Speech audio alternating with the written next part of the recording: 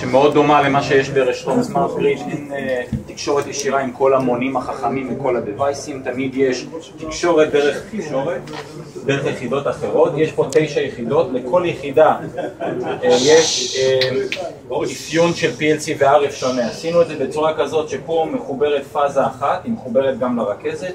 כאן יש פאזה של חשמל שמאפשרת תקשורת PLC אבל מבודדת מהיחידות פה, וכאן יש פאזה שלישית, כלומר אין תקשורת PLC בציר הרוחבי.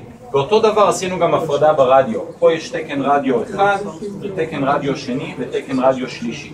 מה שאומר שהיחידות האלה יכולות לדבר ברדיו אחת עם השנייה, אבל לא יכולות לדבר עם היחידות האחרות. ועכשיו נתנו לרשת עם האלגוריתם שפיתחנו כחלק ממסגרת העבודה שלנו במגנט. בעצם הרכזת מצאה לבד את המונים, בשלב הראשון הדלקתי רק 4 מונים.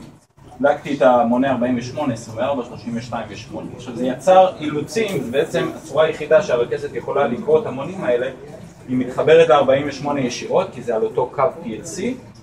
היחידה הזאת מדברת עם 24 ברדיו, אחר כך עוד פעם לינק PLC מזה לזה, והלינק האחרון הוא עוד פעם לינק ברדיו.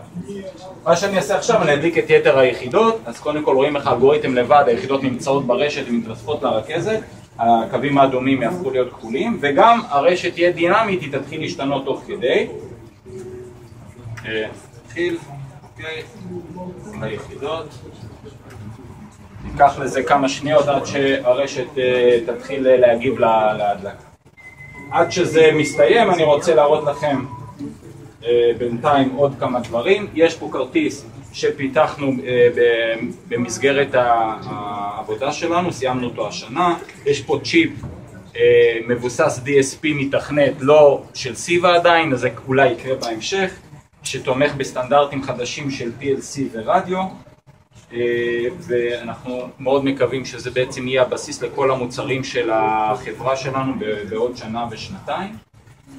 בנוסף, עשינו ממשקים לבית החכם, מה שהדגמנו כבר ביחד עם מוטורולה. יש כאן מונה מים שמשדר בתקן ויירלס אמבס, אחד התקנים שחקרנו במסגרת הפעילות של העבודה. הוא מדבר עם מונה לנדסנגיר, יש שם מונה שוויצרי עם מודול תקשורת שלנו היברידי, אז הוא מדבר איתו ברדיו, והמונה הזה מדבר עם הרכזת של מוטורולה, וראיתם לפני כן את קריאות על המערכת, קיבינו והדלקנו, לא צריך להדגים את זה עוד פעם. אתם יכולים לראות את הערוצים החדשים שנפתחו, המערכת דינמית, משתנה. עשינו פה במיוחד להדגמה משהו שהוא מאוד זזיתי, דיברתי על זה הרבה גם עם יהודה בן שימול וגם עם החבר'ה מהאוניברסיטה העברית, עד כמה לאפשר לרשת להיות כזאת חכמה ודינמית. בסופו של דבר אנחנו כן רוצים שהרשת תהיה יציבה. הנה אתם רואים, הרשת מצאה את עצמה, וזה עוד ימשיך להשתפר עד שהוא יגיע לרשת האופטימלית. טוב, זה לקח לי הרבה זמן, ומה יקרה כשהרשת תהיה יותר גדולה מזה פי 10? יפה. אז מה שרואים פה זה פעילות שעוברת דרך הרכזת. לרכזת יהיה פי 10 הודעות לעבור, אבל היחידות עצמם, כל הפעילות וכל הלוגיקה היא לוקלית. יחידה בשטח היא רואה את ה-4-5 מונים שלידה ואת הקומה מעליה, כלומר היא תמיד חיה בסביבה של 10 סימונים וזה אותו זמן עבודה, והרכזת ייקח לה יותר זמן להעביר, אבל הרכזת מחוברת בלן, אז בעצם היא לא באמת צוואר בקבוק אמיתי. אבל הרשת עצמה, כדי שתתייצב, אם אתה עושה שינוי באיזשהו מונה 1 או 2 או בתקשורת, כמה זמן לוקח לה להתייצב ברשת?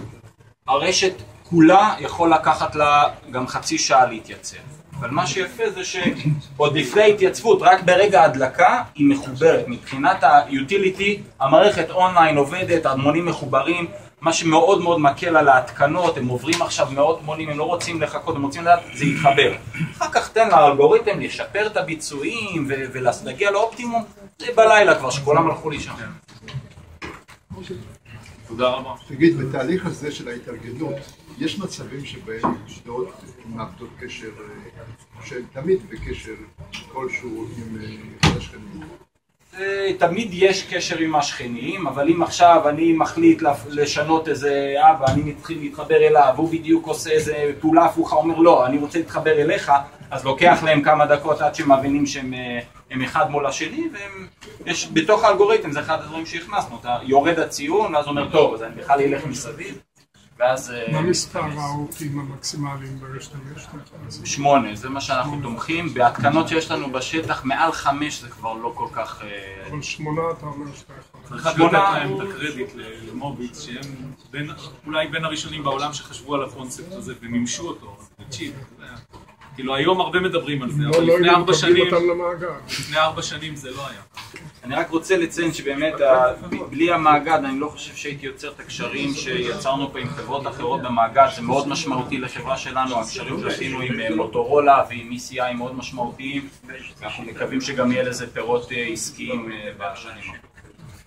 תודה, אנחנו עוברים ליישומי בקרה.